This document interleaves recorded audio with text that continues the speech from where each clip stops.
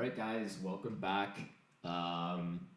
So by popular demand, we asked everyone if you prefer just the podcast or do you want to actually see us and record it. Everyone said that they would prefer us recording it, so you have to look at our ugly faces now. But if you're on the podcast, you're lucky. You don't have to stare at us, and you just hear our pretty voices. Yep. So, crazy how much 1 week can change the global landscape in terms of what everyone's practicing now as social distancing. I've been doing that since I was born. In Canada, I mean, knock on wood, the cases have been low. Risk is still relatively low, too. Yep. Where we live, there have been 2 confirmed cases. Both people were traveling abroad and caught it abroad and internationally. So, I mean, like we've seen, it starts off, the risk is relatively low, and I think it still remains relatively low, but it just kind of spikes and it just peaks really quickly. Yeah. And what everyone's trying to do now with this social distancing is flatten that curve. We don't want to see those spikes like we did in China, South Korea, Italy. The whole idea is because when you have those peaks, it drops down, right? So it's like a steep bell curve. But the whole point is when that has a very steep bell curve and there's a huge high peak right away, so a lot of people catch it all at once, it puts a really hard strain on the healthcare systems. Yeah. Right? And that's what you see in Italy. We see there's shortages on a lot of things now in hospitals. Yeah. So what they want is, okay, let's flatten the curve so we don't have this huge spike and keep it somewhat minimal. People will catch it, but it doesn't put a massive strain on the healthcare system. So it's crazy. It's actually, in light of how kind of like scary it can be, and a lot of people, it is a pandemic, and a lot of people are panicking. But I'm seeing a lot of experts coming out and saying, look, stay calm. It's not something that we should be panicking over. Yeah. And I think that's something that I just want to touch base on quickly before we move on to esports. Just to quickly touch base on that, this is something that everyone needs to stay calm about. And when you're spreading information, something like I can't go on Facebook anymore because I see so much misinformation.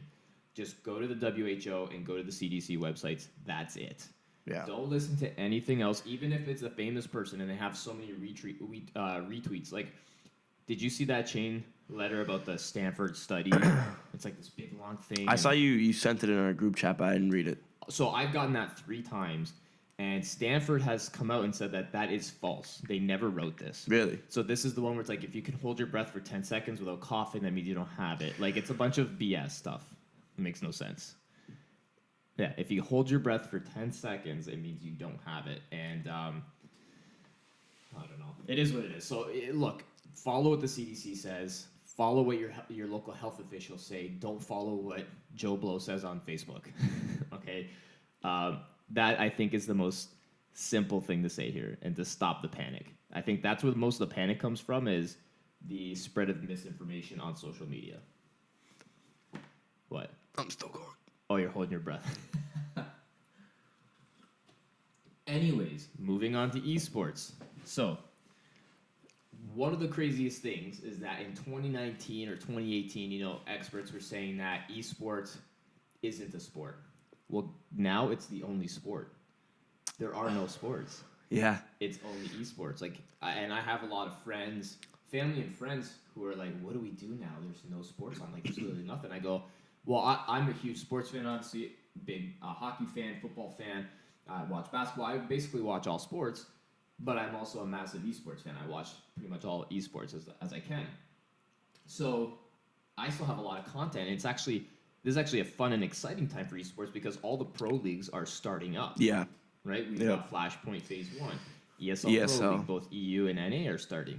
RLCS. RLCS for Rocket League. Overwatch League is on. Yep. Right? And Warzone just came out. So there's a ton of streamers that you can watch. There's so much content to watch. So for those of you who don't watch sports, get into esports. It is extremely entertaining. There are a lot of esports that are very conducive to a fun overall experience when watching. For example, Rocket League. Very simple. 3-on-3 soccer with cars. Yeah.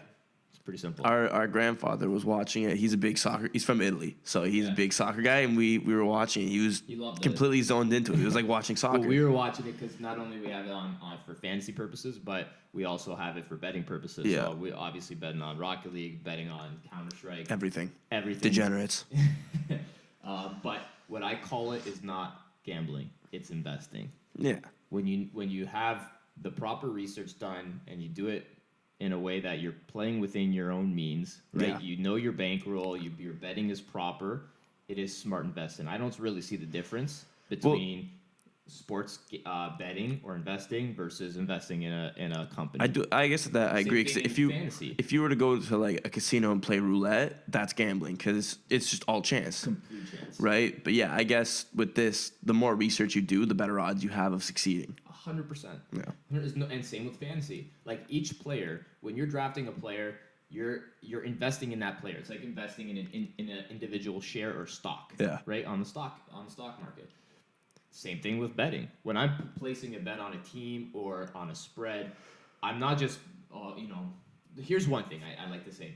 Gambling is when you make like crazy parlays. Like I'm going to do a 5 to 16 parlay, right? And for those of you who don't know what a parlay is, basically means you put together a bunch of bets, and in order for you to win, all 5 of those have to win. Yeah, or 2, 3, whatever it is. Yeah. Silly. Pick one, do one, right? Yeah.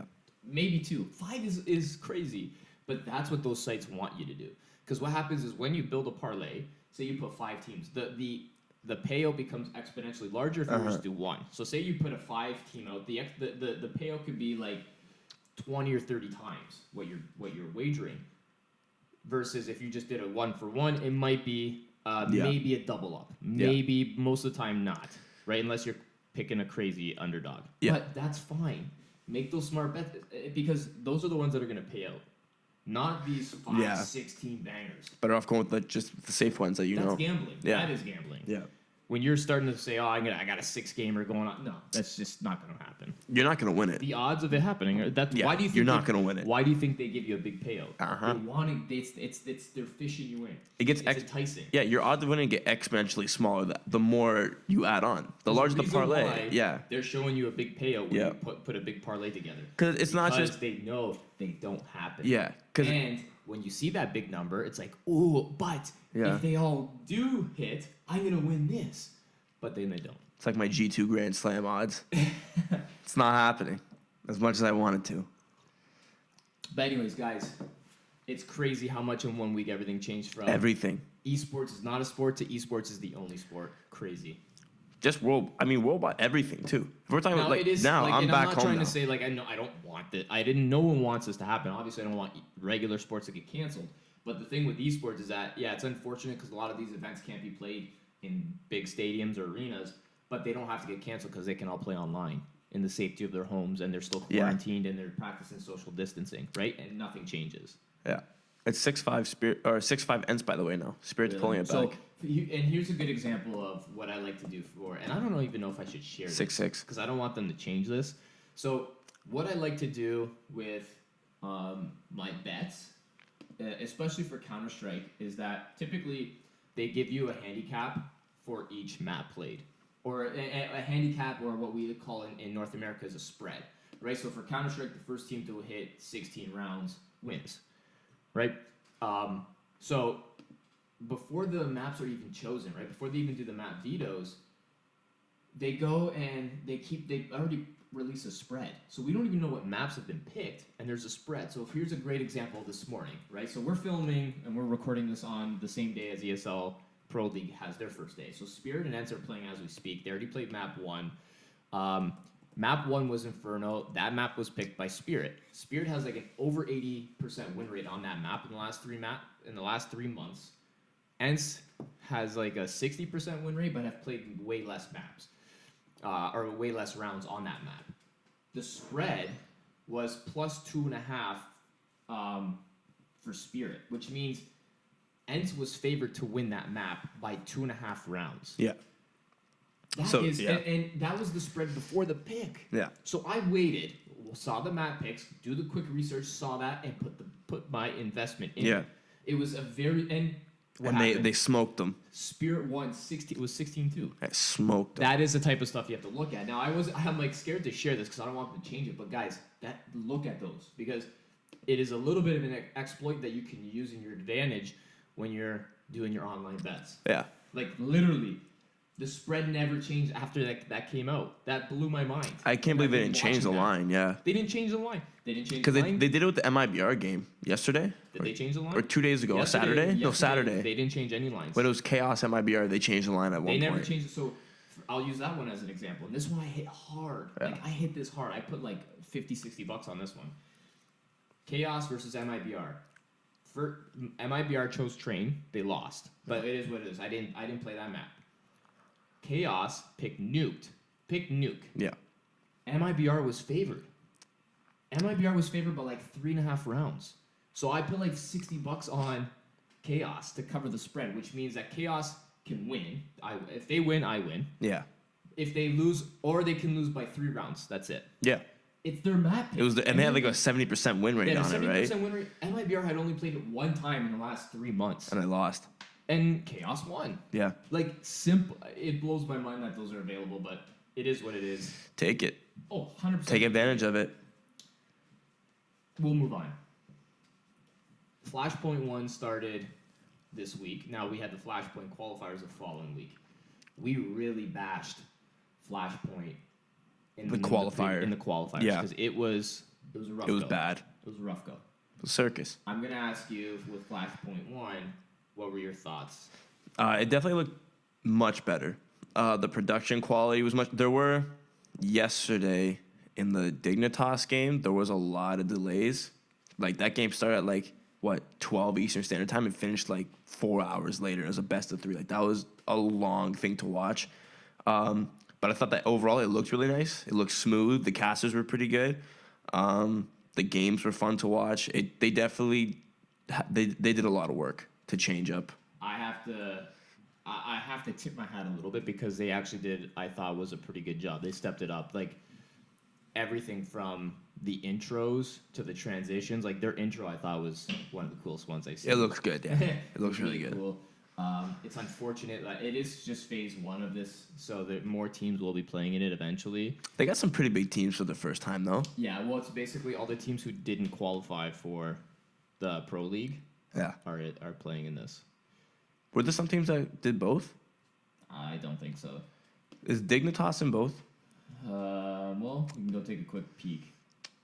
Well, it would be very hard for them because they're still playing this week. So that's right. Right, and Pro League starts this week. Flashpoint still goes on tomorrow. Yeah. They have a break today, and they continue to play tomorrow. So on Friday, Flashpoint was the first official day, and it was kind of like I was gonna do a video on this, and I'm not sure. Maybe I will, explaining what Flashpoint is. Like maybe doing like the differences between Flashpoint and ESL. Yeah. Do you because it's still a little bit. It can be a little bit confusing because the Flashpoint's like the point system. There's point systems. Yeah. There's different phases to it. Because when you look at it, it's like, okay, Flashpoint's offering their prize pool's $1 million. $1 million, yeah. And these are the teams that are in it. And originally ESL was only a $750,000 prize pool, but I think they're going to $1.5 million now. They got prize pools are starting to get bigger now. Like ESL's gonna have to start throwing up bigger prizes. Majors are gonna have to get bigger. So ESL typically for their pro leagues is 1.5 million. Yeah. Last Pro is coming out. They're almost at 2 million, right? The fact that Flashpoint phase 1 is $1 million. Flashpoint is the same as a major. So the majors are gonna have to bump it up 2-3 million. They have to go big time. I mean, what's Dota 2? It was like what 40 million or something stupid like that. Crazy. League of Legends and Dota, yeah, and CS. Well, look at the popularity. They peaked at 1 million. We got the most. It's been out since 2012, and we just peaked. And if you go look on just take like the way that you can tell what sports are popular is if you go on Instagram and look at Sports Center and stuff, like they only post basketball. Yeah. Right. And if you look at like the score eSports, it's all CS.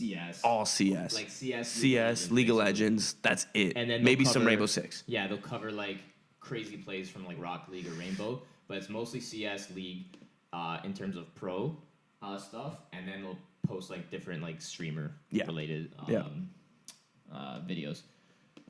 So anyways, we'll do a quick recap of the group play from Flash.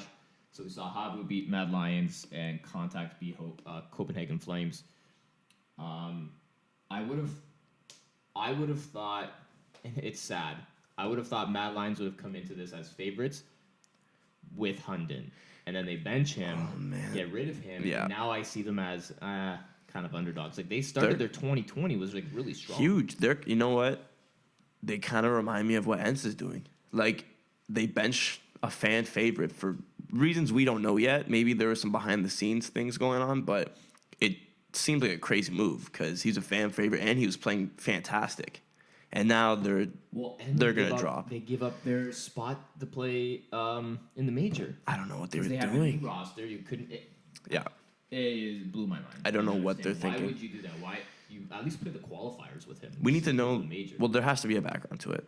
Has to be a background. They can't. You're not just going to bench one of your best players, a phenomenal player. You know what he is, and people are comparing him to the Dabs of NA, where he.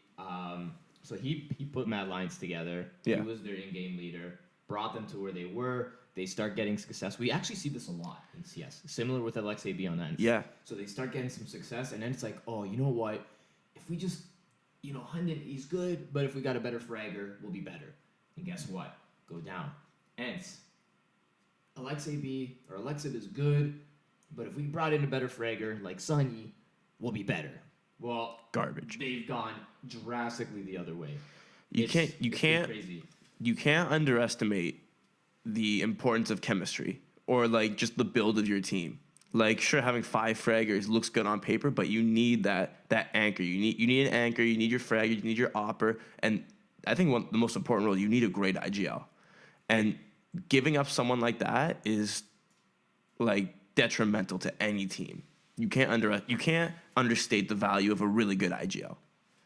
A really good IGL, but also an experienced player. Yeah. Right? So when times get tough, they understand how to calm everyone down. This is what we have to do. Listen, we've been in this position. I've been in this position, and they respect that. Yeah.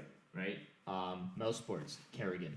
Who on Mouse? Maybe Chris J. Chris J, yeah. Right? He's a guy who's been around. He's well experienced, but all the other guys, Woxic, Frozen, and Robs are youngsters. If Kerrigan or Chris say to do something, you're gonna do it. Yeah. Right. And I heard an interesting story in terms of the old NIP roster with Get Right, Forrest. Pretty much Dignitas. Before Freiberg and Flaflaren were gone. Or sorry, after they were gone. And they brought Threat in as their coach. And the symmetries were not there. So they used to play against each other, right? They're a similar age group. So a lot of the belief was that Get Right, Forrest, and Exist, they're like, well, we're the same age as you, or even older. We have more experience. And we're just better. Work, right? And so the thought process was, how can that work? Right? Your coach now, Flaflaren came in for Dig. He's the coach, right? There's respect level there. Similar situation with your IGLs and coaches have to be experienced, number one, and definitely. And when I say experienced, usually older and mature. That is extremely crucial. Now you look at Mad Lions. You look at this team with Asilion, Bubsky, Acor, Sush, and Rowe. Relatively inexperienced, the 5 of them. Yeah. Right? They bring Asilion in for Hunden, and they're all basically kids. Who's the oldest? Probably Rowe? Well, Hunden was 29. Oh, Hunden is 29. So he Hunden's was 29. So Rowe is 26. The rest are just kids. Sush, 21. Acor is their best player. He's 22. Bubsky, young kid, 21. 23. Asilion, 23. So there you go. So now you go from a 29-year-old experienced IGL to Asilion, who's 23? 6 years younger? Yeah. So 6 years younger and 6 years of less experience. Yeah. The way I see it. Yeah. It doesn't make sense. It'd be interesting to see or get on, find some more information about that. So, Mad Lions, I would have, with Hunden, they would have come in as favorites to me. Without him, no. And we clearly saw that against Habu. I agree. Who do you think, after the first round, is the favorites? Who's your clear favorites? Oh my god. I mean, Dignitas looks really good. Probably Dignitas and Chaos would be my two. Dignitas and Chaos? Yeah, would be the Or two. you mean Contact? No, Chaos. Oh, Chaos. Okay. Yeah. Contact looks good too, I though. think Contact is the best team here right now. Yeah. I think, like, if I had to give, let's go back. Maybe we'll do like a letter grade. Habu versus and Mad Lions. What do you give each of them for letters? How would you grade them based off their performances? I mean, Havu. I'll give Havu a B, and I would give Mad Lions C minus. Yeah, I think that's fair. So we look at that. Havu won their pick, right? Yeah. Mad Lions won their pick, so I relatively even, and then Havu took care of business on Train. Yeah. I would say Havu B is fair. C minus is also fair for Mad Lions. You took your map, which you're expected to do, but you didn't compete though on the third map. No. And the third map is really the one that tells who is the better team, not just because it's obviously the deciding map, but it's because that's just a neutral map at that point. Mm-hmm. Contact and Copenhagen Flames. Just so everyone knows, Copenhagen Flames picked Nuke as their map pick. They lost in overtime against Contact, and then Contact won their pick 16-5 on Mirage. I would give Contact just a solid A. I like even Nuke. I mean, Nuke's the other team's pick, so the other team like Copenhagen's is expected to win their pick. So even winning that in overtime is a pretty good feat. And then they smoked them on Mirage, which was their map 16-5. So I give them A. It was a solid performance. Copenhagen, if you were to say just grade map 1, I would have given them like a B minus or a B, just because you played well against Contact, which is still a really good team, even though they lost their two best players. But with the 16-5 loss on Mirage, I'd probably give them a D at that point. I think they perform worse. Yeah, I think Contact are my clear favorites now in this event. Yeah. I would give Contact an A. Yeah. They did what they were supposed to do. They beat Copenhagen Flames on Copenhagen's map pick, and then they smashed them on their own map pick. Yeah. So they did what they were supposed to do. Yep. Copenhagen Flames are like, there's so much potential, but I think it just takes more time. And I simply believe their roster is just too young and immature right now to compete at a higher level. Yeah. I think if they brought in one, maybe two pieces that are a little bit older, Hunden. like 20, guys. I Like mean, Hunden perfect. It would help stabilize and build a proper foundation. The oldest member on CPH Flames is Hooksy at 24. Yeah. The rest are between 19 and 21. I think, Hunden's a great pick if they were willing to pick him up. Danish what that dude. does, too, is it not only gives you a little bit more freedom, because these young players, you want to give them the freedom, right? To just put them in a spot, concentrate on doing your job, let the IGL focus on what's going on. Watch the map and everything, at a macro level. Let these players, these young players who are typically stars, let them shine. Mm-hmm. And that's why we saw, remember when Refresh went on Cloud9 for a little bit? Yeah. Dabs as the IG, he was a star. Yeah. We're all watching like, whoa, watch out, this kid is good. But now we've seen that a little bit step back. What it also does is it broadens their map pool, right? So Hunden can come in, or whomever, right? If you have an experienced coach or an experienced IGL can come in and teach you the basics and fundamentals of other maps, gives you a broader map pool so that you're not always playing the same maps. Like you saw at FLASHPOINT, the map pools are very, very small. It's like Infernos, Mirage, Dust, and I feel like Nuke. And that was it. We didn't see Vertigo once. No, we didn't see Vertigo. Maybe Train we saw maybe twice. Maybe 2 or 3 times. I have to go back. I have the map picks. I can go pull up. Actually, I can pull up the data here. MIBR pick Train, right? Okay, so who picked Train? We saw Train 4 times. Okay. These are just picks, not. This doesn't include the third map. Right. So these are just the 2 maps. Mirage. We did not see Vertigo at all. We saw Nuke, Mirage, Train, Inferno. That's it. Nuke, Mirage, Train, Inferno. So 4 out of 3 maps. Yeah. 4 out of 7. Those are the only maps that we saw in terms of picks. Yeah. Right. Anyways, going back to our grades. So that was Group A. That's Group A. Going on to Group B, Gen G and Envy. How would you grade them? Well, I love Gen G now. Hold on, let me go look a little bit more into their game. 2-1. So they actually swapped picks. It was actually just a fairly close game altogether. All 3 maps were pretty good. I'd say I give both these teams a B. I'd give them pretty even ratings, honestly, because even though Gen G won, if you look at all 3 maps, it was just a good overall game. I'm gonna give Envy a B plus, Yeah. and I'm gonna give Gen G a B minus. Really? Even though Gen G won, I thought this should have been a 2-0 decisive victory for Gen G. When you look at both rosters, Gen G's coming off a pretty peak performance at DreamHack in Anaheim, and I believe they set a pretty high standard for themselves, and they defeated some good teams in Anaheim. Yeah. And I feel as though NB is definitely lesser of an opponent. I'm not saying that they're not good, but I think in terms of quality opponent, they're not as good as a North, right? Yeah. I don't think they're as good as a Cloud9. So I think Gen G, they took a little bit of a step back. They still won, but I'd like to see them clean up some of those rounds. There were a lot of mistakes made. And that's what comes with a team that's fairly new. Yeah. We'll see that. I think they'll start to clean it up. Som was a little bit... he didn't perform amazing. Yeah, based off of his performance at DreamHack, which was MVP quality and star quality, I think he also took a little bit of a step back. He was... but I think that is a good thing to see that your MVP stepped down. He was fourth on their team in terms of fragging.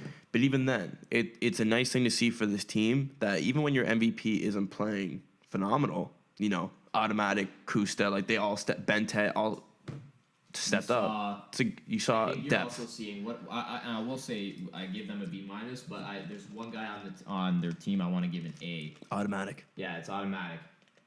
He has been proven now that he is a top quality opper in NA, and some of the flicks and plays that he was making was like, okay, I see you. I see you. You've been DMing with the op. So I will. Those are my letter grades. Obviously, it's still early. We'll see what's gonna happen. Yeah. Moving on now to Chaos versus MIBR. Chaos won in decisive fashion, 2-0. They beat MIBR 16-6 on MIBR's map pick and Train, and then they won their map pick 16-14 on Nuke. Train was a very weird pick, by the way, for MIBR.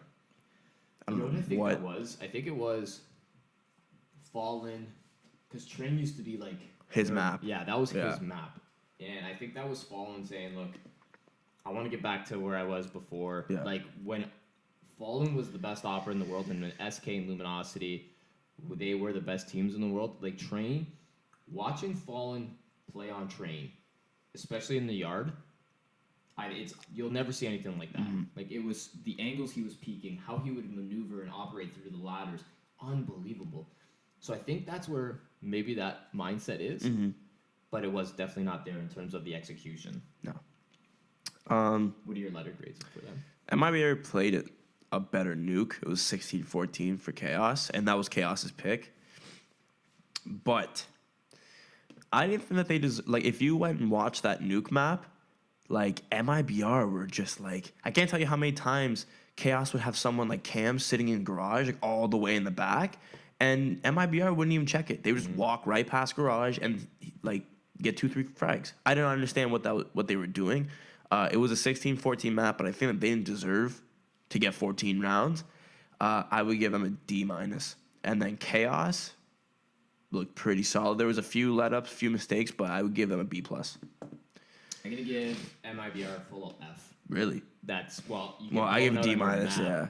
You've blown out on your own map, 16-6. Yeah. You showed a couple bright spots, but nothing crazy on Nuke. Yeah. I think they're an F. They've been an F for a very long time. A while. It's kind of sad. It's the end. I don't even know what to say at this point. I don't. What else do you say? They have big names on that team, but none of them are performing. It's time to start the rebuild. I think I feel like at this point they've held on to their legacy for way too long now, and you started the rebuild with Myron and even KNGV. I can't see Taco. I think he's a good guy, but in terms of his play, it's just not there. It's really not, and I would say honestly, if you were to keep Meyer and keep KNG, that's a good start to a good rebuild. But I think it's time to, it's sad because those the three of them, Fur, Taco, and Fallen, are MIBR legends at this point. Especially Fur and Fallen are absolute legends, just in CS altogether. But you have to move on. The fact that now for Brazilian CS, MIBR was always top of the line when it was SK, Luminosity, MIBR. But what are they now? They're probably gonna drop out of top 30 at this point. Yeah, and it's bad. You pretty much touched on everything I was gonna say. I give them a clear F. Yeah. Chaos. I'm gonna give them a B minus to a B. They're a little bit lower just simply because Smuya's scream is driving me nuts. And I'm not even playing the game. I'm just watching. I don't know. And I know Flashpoint's trying to do this thing. What's okay to what they say, shit talk. Yeah. Right? It's okay to chirp each other. It's okay to swear. But that screech, if I'm on the opposite team, it would be driving me insane. Absolutely insane. I'm gonna tell That's why they're B minus. He's got some balls though to do that to let's be honest, the other guys on the MIBR team are some pretty big dudes. I think he knows he's getting some clout, right? You go on Twitter, you go on Instagram. HLTV, everyone's talking about it. Everyone's talking about it. The Smuya scream and this and that. So I think in the end it's for clout purposes. But man, it is driving me nuts. I'm sick of it. I know that people love it, but I'm sick of it. Sounds like a jackass. Oh my god. Yeah, there wasn't that much. I don't know. Maybe it's because we played hockey, where hockey is quality trash talking, at its finest. Well, you get pretty deep in trash talking when it comes to hockey. So, you hear there's no boundaries. You hear a lot you're trash in CS or this weird scream or come at me. Yeah. This and that, but hockey's a little bit different. You're gonna cut deep in hockey. There's no boundaries in hockey. I think we've all said some things that if you were to just say it in public, everyone would have to stop and just look at you. Mm-hmm. But that's the fun part of hockey. You could say that. I think most sports are like that. Yeah. There's gonna be some good trash talking in sports.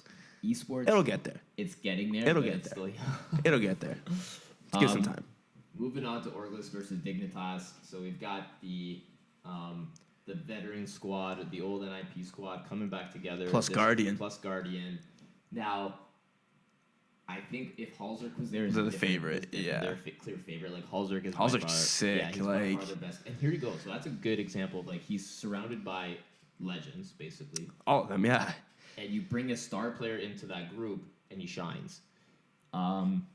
Anyways, and then not only that, you see Get Right. He's kind of having a resurgence. He was sick. Played well. What was his rating? He had a rating of 1.1 coming into the event. Yeah. His rating just for against Orglis was 1.2. Yeah, that's stardom. Oh yeah, he's having a resurgence right now. And if you look at that, if he can keep playing like that, a Forrest, Get Right, Halzerk, big three. You know what? That's not bad. That's not bad at all. Forrest, I always compare Forrest. He's like Crims. They're and JW. They're always solid. Yeah. Right? it's just always solid. It's sitting at a hover. He always hovers between a 1 and a 1.08 in terms of a rating. Always solid. Get Right was that guy. He used to be that star. Mm-hmm. Appears that might come back. He had a 6 spray down, a 3K spray on Inferno. That was and apps. No, on Banana. Oh, he had one in apps where he sprayed down, picked up an op, killed 2 more guys. It was unreal. He's been sick. We're seeing some of that old Guerre. I like it. Yeah. I hope they keep it going. I think everyone likes him when you see probably the best player in the world in his heyday. I love it. Make the resurgence. I'm gonna give him a B plus. Yeah, I'll go with a B plus with you, and then Orglis. although like the games, when you go look at the scores, looked pretty close, Orglis, even the rounds that they were winning, you could see there were some inner fighting and stuff. It was obvious they need a coach. Yeah, FNS was definitely like, barking at a lot of the guys even after they would win rounds. And for that reason, I would give them a C minus, because they stuck in there with a very good team. A structure. They need an organization behind them. That's all you need. Because if you go look at all the scores, like, come on, like they performed well against Dignitas. But yeah, all I need is a coach and an organization, and they beat Org. And Cloud9 versus FPX. Oh man, I'm gonna give FPX. I'm gonna give them a D, because I saw them as favorites in that group. And however, when I saw the map picks come out, that's when I thought to myself, "Ooh, this could get a little bit tricky." So, similar situation. FPX has played a ton of Nuke. They're good on it. Cloud9 hasn't played a lot of Nuke. I'm surprised that they didn't veto that map. But I saw that. I'm like, okay. Then I saw Train and Inferno. The Train pick kind of got me confused, but then I looked at it and go, okay, hold on. Let's go look at the recent matches. So Cloud9 has played some significant competition on Train. Most notably and most recently, Astralis, where they almost beat Astralis on Train. And FPX, yeah, they've had some success on Train, but it's been against like some very low-end skilled teams, low-end teams. And when I saw that, I go, okay, if Cloud9 brings that Train that they did against Astralis, FPX is in a lot of trouble, because you go look at Inferno, Cloud9, that's like their map. Yeah. So we saw that clearly in map 3 when they smashed FPX 16-3. So it was very obvious with the map picks, and that's why map picks are so important. When I saw these map vetoes come out and I saw the finalized picks, I said, okay, this kind of favors Cloud9. I think FPX is the better team, but when you look at these maps, it definitely goes to Cloud9. Yeah. So I'll give Cloud9 a B, and FPX, would I give them a D? D minus, something like that? You give them a D minus, I think. Yeah. You got to broaden your map pool. It's too small. You should not be especially Inferno. You're getting beat 16-3 on Inferno. That map is very common. You better figure that out, because you're gonna be playing it a lot. Yeah. I would give them. I'm good with a B for Cloud9. I would give FPX or FPP. Are they FPX? Is that what they go by? FPX. I'd give them a little bit higher. I'd probably give them a C, because they played very well on Nuke, and even on Train, they went to double overtime. Like they could have won Cloud9's pick. Yeah, they did. They absolutely were garbage on Inferno. But I'd still give them a C, just because the first two maps they did perform. Like it looked like a game that they should have won. 2-0. Yeah. Okay. I mean, they're going to start up again tomorrow. The matches tomorrow are CPH Flames against Mad Lions. So we got a little bit of a Danish derby there. A lot of good Danish teams now. Danish derby. Havu versus Contact. I think Contact wins that quite easily. CPH Flames versus Mad Lions. I actually don't know. I think I slightly favor Mad Lions. Slightly. Yeah. Like I can see that being 2-1. I see Contact winning Havu 2-0. I see that being decisive. MV versus MIBR, no idea. If MV played like they did yesterday, they should win that. I think they should beat them. And if MV wins that against MIBR will be out of the top 30, because they're 25th right now in the world. They're out of the top 30. Yeah. Chaos versus Gen G is I think a quality matchup, but I go Gen G. I see Gen G winning that. If Gen G plays the way they did against MV, it'll be 2-1. They'll split their maps, and Gen G will win the final map. If Gen G plays like they did at DreamHack Anaheim, they should win this 2-0. Yes. I feel like this squad is what Cloud9 always wanted for their squad to be. Yes. This is what they always wanted. But I think the new Cloud9... It's just ATK. It's ATK, but I actually think they're a little bit better than Gen G. I think they have a deeper map pool. Nope. I think they have the ability to play more maps, and when you look at judging teams, you have to look at that. No. Look at FPX. No. FPX clearly is the better team. They have better fraggers, they have better players, but their map pool is not deep enough. We saw that. Now, that matters.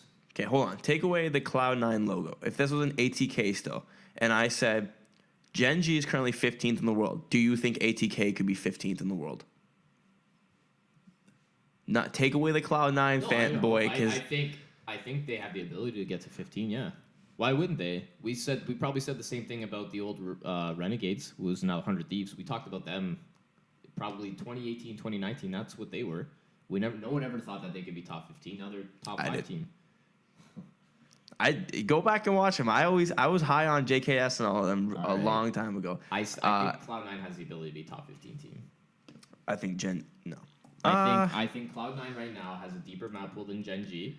If depending on the map vetoes and the picks, Gen G would have a hard time against Cloud9. It truly depends on what they pick.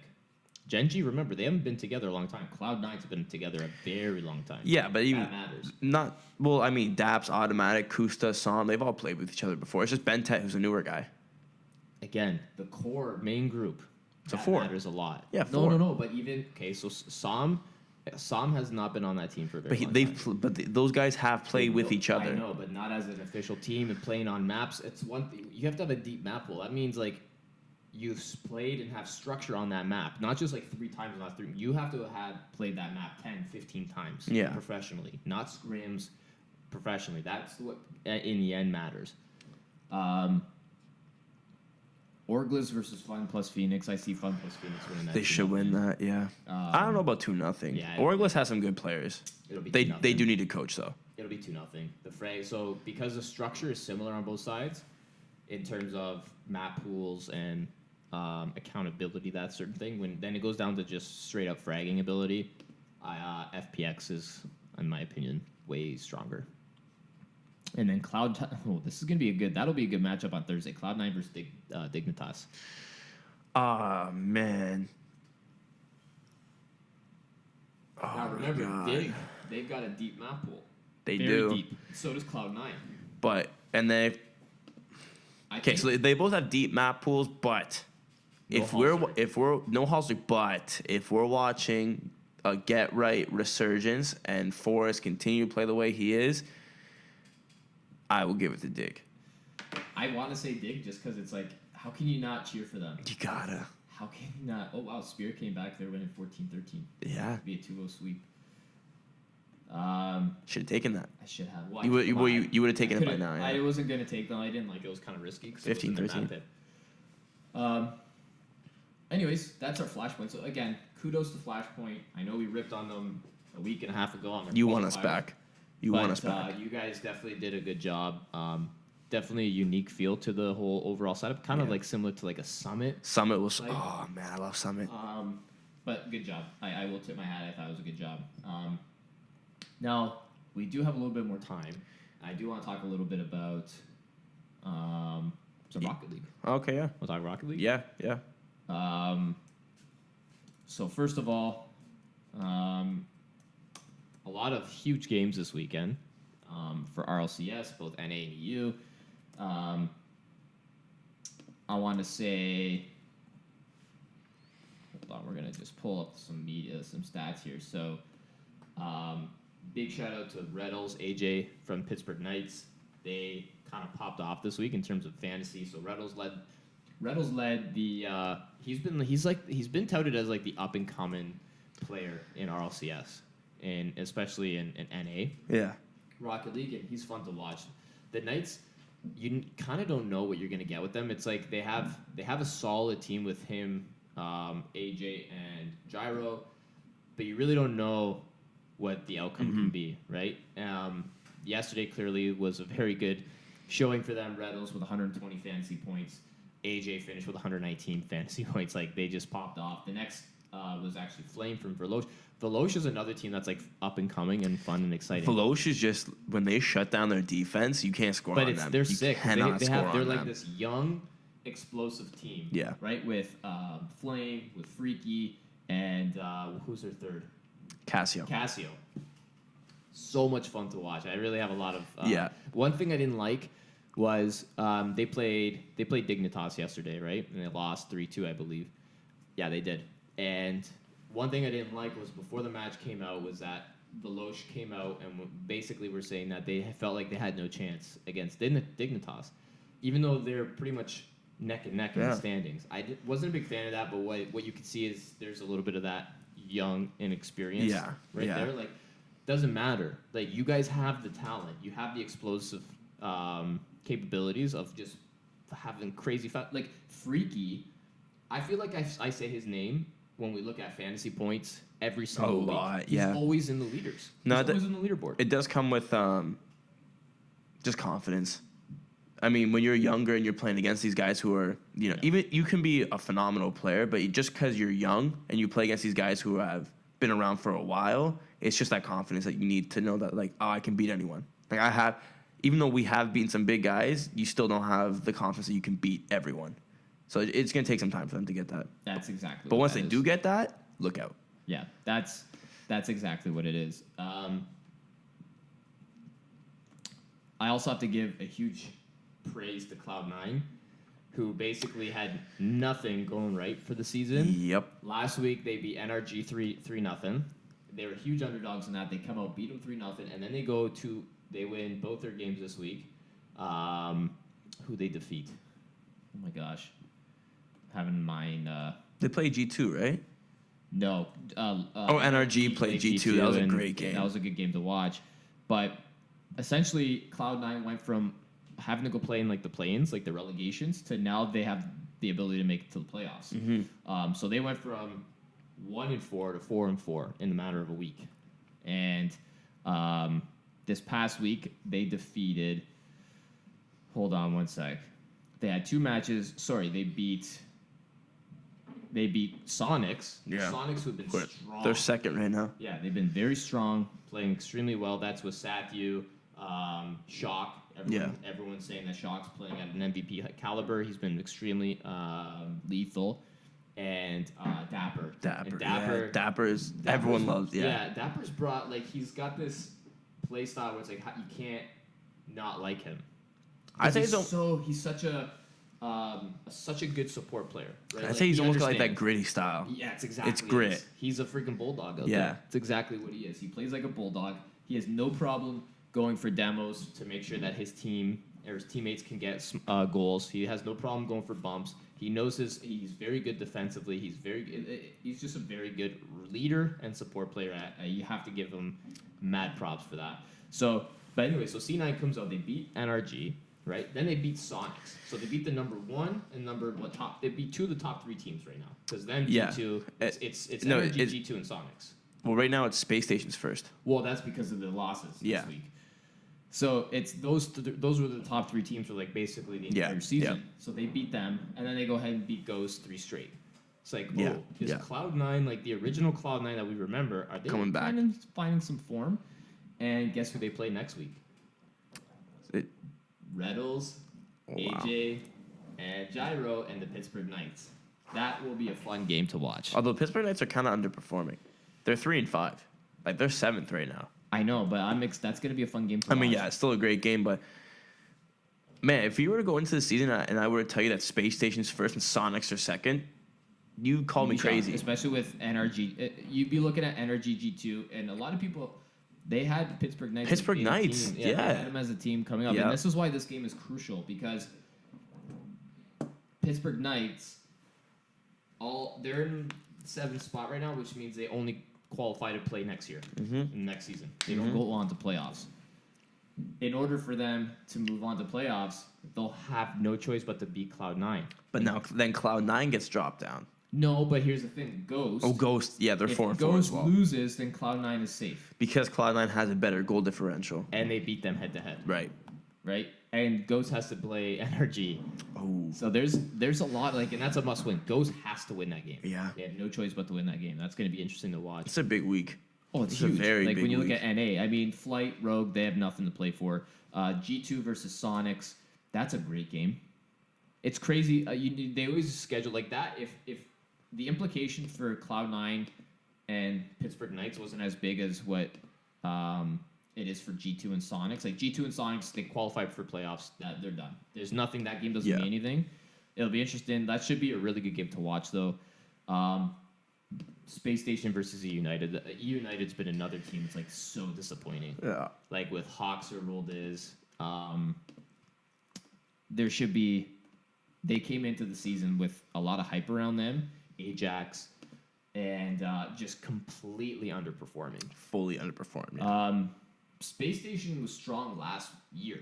Like, and we saw, like in the last season, we saw Arsenal come out as like, okay, he's going to be like one of the next top players, and he's definitely been performing like that. So I think that's going to be decisive, probably 3-0 or 3-1. Like I'll take SSG to cover the spread on that one easily. That'll be that. I think they win. They win by 2 games, in my opinion. Yeah. NRG versus Ghost Gaming. It's tough. NRG is clearly the clear-cut favorites in that. Ghost, however, is going to be playing like they're playing for their lives at this point. Like they're playing for their lives. So I actually have a feeling this could go to a fifth game, and I think it's a bit of a toss-up. You think NRG comes into it like we got the cushion? They're lackadaisical, but that also could be helpful. Because when they're just playing, you just play your game. Doesn't matter. We just play our game. We're gonna go out there have some fun, and Ghost is gonna be gripping the control a little bit harder. Now that mentality of just go play our game can work if they get up early and say, all right, this is working out. But if they start getting down now, it's all right. Now we gotta try and change our game style, and that never works. Yeah. Oh, and Spirit just beat beat Ents. 16-14. 16-14. And then here's a fun game: SSG versus G2, which has like first place, written all over it, depending on how SSG does. Now SSG, if they win, they're most likely going to finish first overall because they're just not losing. Yeah, I think they've only lost one game. One game. They're 6-1. And who did they lose to? They lost 3-1 to Sonics. Sonics, good team. Ooh. You know, if they lose, Sonics could jump into first. They could actually, yes. You know what? They're playing G2. G2 plays Sonics. Space Station could drop down to fourth. But Space Station has 2 games this week.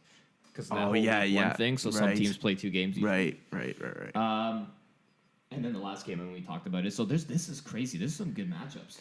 Like, G2 Sonics, great game. Energy Ghost. Just simply because Ghost has to win that. Yeah. Good game. It's going to be a game. SSG G2. Good game. Knights versus C9. Yep. Huge. Yeah. This is playoffs. This week is playoffs. It's already playoffs. Let's go look at EU now. It's basically like week 16 of NFL or week 17 of NFL. Yeah, like it's playoffs already. This determines your playoffs and the whole playoff picture. Yeah. What's crazy is that's coming down to the last week that all these things can happen. Yeah. Go and look at EU, which I always find is like it's a little bit more structured. Like the teams that are supposed to win. You don't really see that many upsets. Yeah. So we see Vitality 7-1, Dignitas 7-1. Clear difference here is that Vitality are plus 12 in wins versus losses, which is crazy. So their total record is 23-11. They've only dropped 11 rounds or 11 games. Dignitas 23-14. Barcelona. Here's the thing with Barcelona. Yes, they're in third. I think that is extremely deceiving. They went down 2-0 against Monaco yesterday, and I was sitting there watching. I go, "Oh my God, this is going to be this is going to be the upset. Monaco's finally going to win," and they execute the reverse sweep. I think Barcelona doesn't. I think they're okay. I think they're middle of the pack. They're definitely not top 5. I'd say Veloce is still better than them. Veloce's better. Reciprocity. Reciprocity's better. They're way better than them. But Barcelona's just like finding this way to hang around and win. Yeah. But you look at that middle of the pack, like because they have to play 2 games, Barcelona. And Barcelona, they have to play 2 games this week. They have to play TSM. TSM is not good. 1-7. So they'll beat TSM. Yeah. So they'll go 6. What are they? They'll go to 6-3. They'll go 6-2. But I definitely don't see them. No, I think they're 5-2. They're 5-2 right now. They're 5-2. Yeah. Are they really? Yeah. They got to play 2 games. They are 5-2. So they're gonna go to 6-2. They'll finish 6-3 because they're gonna beat TSM and they'll definitely lose to Mouse. Ooh. Man, Mouse is good. They are. Mouse is very good, and I'm surprised that they're 4-3. That's like a shock. So Oh, does it them really and matter, though? Reciprocity being 4-3 and it 5 does and 3 matter is because if I think Mouse is just kind of safe in the playoff bracket. I don't think Singularity can't pass them. No. They have to hope that Mouse loses, and I think Mouse is going to beat Barcelona. So and Mouse is definitely beating Endpoint, so they're going to go win 2 games. Yeah. So they'll finish 6-4. the 6-3. playoff bracket. Like the guys who are in the playoffs are pretty much set now. Yeah, they'll finish 6-3. Yeah. And Barcelona's beating TSM. Here's the thing: I want Monaco to win so bad. They got to get one win. One win. You got to get one Please, win. you got to get one. Like. So I think they actually, because they should have beat Barcelona, they're up 2-0, or it could swing the other way. They either beat Singularity and get their first win, or they are so down on themselves for blowing a 2-0 lead and not being able to close out their first victory that they're just like, oh, we're done. We suck. So then Monaco is going to go down, and then RCD Espanyol is going to come up. Yeah. Well, they have to go. They'll have to play in the. Yeah. They'll have to play in the play-ins, right? Then you've got Barcelona versus Mels. That'll be a game because it has some meaning to it. So we've named off 1, 2, 3. We've named off 3 games so far with no meaning. Basically, it's like they're a wash. Yeah. We know Barcelona's going in, Mels is going to win. Monaco Singularity, who knows? We obviously want to see Monaco at least get 1 win.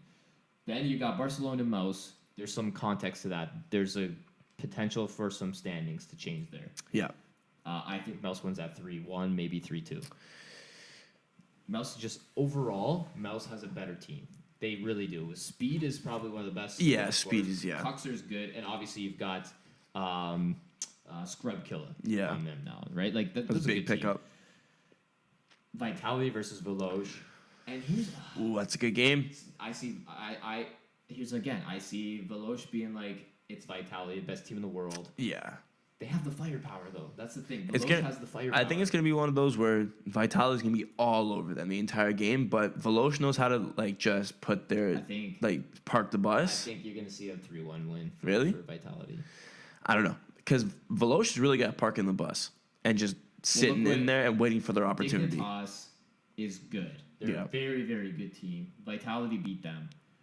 Last week, Veloce should have beaten Dignitas, but I think they got into their own heads. Yeah. So I actually think Vitality wins this 3-1. I love the Veloce team, but I think next season is where they're gonna feel a little bit more confidence to beat these teams because they haven't beaten any of the top end teams yet, right? I think they've beaten Mouse, but they haven't beaten Dig or they haven't played Vitality yet. And I think you're gonna see them lose. Yeah. It'll be a good game. And then here's a fun game: Reciprocity versus Dig. That is sick. So Shawset, I would take Fruity against Dig. So I take Reciprocity. Shawset, Farah Fruity against Panda Yukio Astral. That is a good match. That's one. So there's really only two good matchups in terms of like it matters. Yeah. And the EU side, but like the NA is like every match. Everyone matters. Yeah. It'll be interesting. I can't wait. I'm pumped. It's going to be good. Right. It's going to be a good week. Playoffs have already started. All right. So we got ESL Pro League going on. We've got Flashpoint going on. We've got RLCS last week wrapping up. Yeah. We're going to have a lot to talk about next week. There's going to be so much stuff to talk about next week. We have to do 2 podcasts. But anyways, guys, any closing remarks from you? No. I mean, Sick. It's good. It's good. It's beginning of a good time for esports right now. Yes. Yeah, a lot of fun and exciting stuff for esports. So much, we got all the Pro League starting up for CS. You got Pro League just wrapping up for Rocket League. We're watching all that. Make sure you go play Fantasy. Obviously, it's a lot of fun. And stay tuned. We'll be coming out with the next one next Monday. Yep. All right, guys. Take it easy. Are you a gamer looking for something more than just playing? Introducing Elite Duels, the world's first skill-based daily fantasy esports platform that allows you to make your own fantasy esport team, cheer your favorite professional gamer, earn fantasy points, and win real cash. You can choose and enter a contest for games like Fortnite, CSGO, Rocket League, and Rainbow Six Siege. Simply enter a contest, select 5 players, 1 from each tier to fill out your fantasy team, and start cheering. Sounds amazing, right? Visit www.eliteduels.com and start drafting.